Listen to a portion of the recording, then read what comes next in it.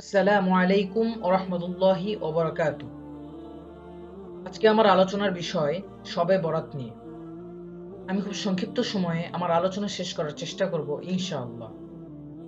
মহান আল্লাহ রাব্বুল আলামিন সূরা মায়েদায় ইরশাদ করেছেন যে, আজ আমি তোমাদের জন্য দিনকে পরিপূর্ণ করে দিলাম এবং আমার নেয়ামতকে সম্পূর্ণ করে দিলাম এবং তোমাদের জন্য ইসলামকে একমাত্র জীবন বিধান হিসাবে মনোনীত করলাম।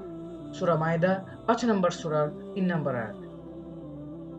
সূরা শুরায় তিনি বলেন, তাদের জন্য কি আল্লাহ ব্যতীত অন্য কোনো শরিক রয়েছে, যারা তাদের জন্য আল্লাহর নির্দেশ ব্যতি রেখেই দিনের মধ্যে বিভিন্ন বিধানসমূহ প্রবর্তন করছে? সূরা শুরা ৪২ নম্বর সূরার ২১ নম্বর আয়াত। নবী সাল্লাল্লাহু আলাইহি ওয়াসাল্লাম বলেছেন, কুল্লু মুহদাসাতিন বিদআহ। ইসলামের মধ্যে শরীয়তের দৃষ্টিকোণ থেকে এবং ইবাদতের ক্ষেত্রে সকল নতুন নিয়ম কানুন বা নতুন পদ্ধতিকে উদ্ভাবন করা বিদআতের অন্তর্ভুক্ত।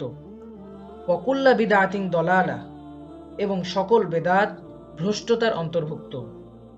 অকুল্লা দলালাতিন ফিন্নার, এবং সকল ভ্রষ্টতা জাহান্নামের অন্তর্ভুক্ত। আবু দাউদ হাদিস নাম্বার ৪৬৭।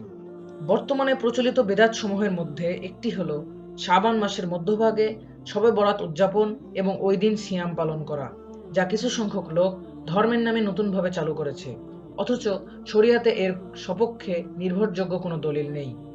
কেননা শবে বরাতের ফজিলত বর্ণনায় যে সকল জয়ীফ হাদিস পেশ করা হয়ে থাকে তার কোনোটির উপরেই নির্ভর করা চলে না। অতঃপর ওই রাতের বিশেষ সালাতের বিশেষ বিশেষ ফজিলত সম্পর্কে যা কিছু বলা হয়ে থাকে তা তো একেবারেই বানোয়াট। বহু বিদ্বানগণ এ সম্পর্কে হুঁশিয়ারি করেছেন। সকল বিদ্বানগণ এ বিষয়ে একমত যে, যেকোনো মাসআলার জন্য আল্লাহর কিতাব ও রাসূলের সুন্নতের দিকে মনোনিবেশ করতে হবে। অতঃপর কুরআন ও সুন্নাহ অথবা তার যেকোনো একটি আমাদেরকে যে হুকুম করবে তা অবশ্য পালনীয় রূপে গণ্য হবে। পক্ষান্তরে কুরআন ও সুন্নাহ যে সকল বস্তুর বিরোধিতা করবে তা অবশ্যই বর্জন করতে হবে। আর যে সকল ধর্মানুষ্ঠান কুরআন ও সুন্নাহ হতে স্থান পায়নি তা সবই বেদাত বলে গণ্য হবে এবং তা পালন করা কখনোই জায়েজ হবে না। তার প্রতি মানুষকে আহ্বান করা ও তাকে স্বাগত জানানো তো দূরের কথা। যেমন সূরা নিসায় আল্লাহ রাব্বুল আলামিন বলেন, হে বিশ্বাসীগণ, তোমরা আনুগত্য করো আল্লাহ এবং আনুগত্য করো আমার রসুলের ও তোমার নেতৃবৃন্দের। যদি তোমরা কোনো বিষয়ে বিবাদ করো তাহলে বিষয়টিকে আল্লাহ ও তার রাসূলের দিকে ফিরিয়ে দাও, যদি তোমরা সত্যিকারভাবে আল্লাহ ও আখিরাতের উপর বিশ্বাসী হও, আর এটাই তোমাদের জন্য কল্যাণকর ও পরিণতির দিক দিয়ে উত্তম। সূরা নিসা ৪ নম্বর সূরার ৫৯ নম্বর আয়াত। সিরিয়া ও অন্যান্য স্থানের কতিপয় পূর্ববর্তী বিদ্বান থেকে বর্ণিত হয়েছে এবং অধিকাংশ ওলামায়ে কেরাম যার উপরে ঐক্যমত পোষণ করেছেন তা এই যে, শবে বরাত উদযাপন একটি বিদআতি প্রথা এবং এর ফজিলত বিষয়ে বর্ণিত সমস্ত হাদিসই জয়ীফ ও কিছু কিছু নিজেদের তৈরি জাল হাদিস।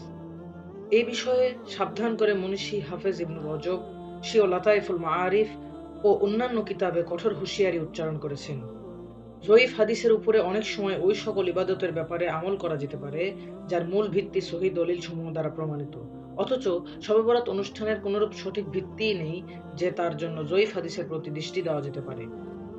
হাদিস গ্রহণের উক্ত মূলনীতি বর্ণনা করেছেন মহামতি ইমাম শাইখুল ইসলাম আবুল আব্বাস আহমাদ ইবনে তাইমিয়া রহমতুল্লাহ।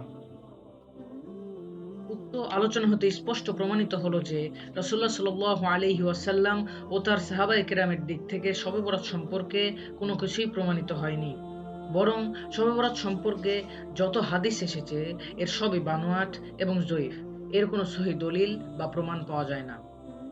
মহান আল্লাহ তাআলা যেন আমাদেরকে সকল প্রকার বেদাত থেকে বেঁচে থাকার তৌফিক দান করেন। আমিন। ওয়া আখিরি দাওয়ানা আনিল হামদুলিল্লাহি রাব্বিল আলামিন। আসসালামু আলাইকুম ওয়া রাহমাতুল্লাহি ওয়া বারাকাতুহু।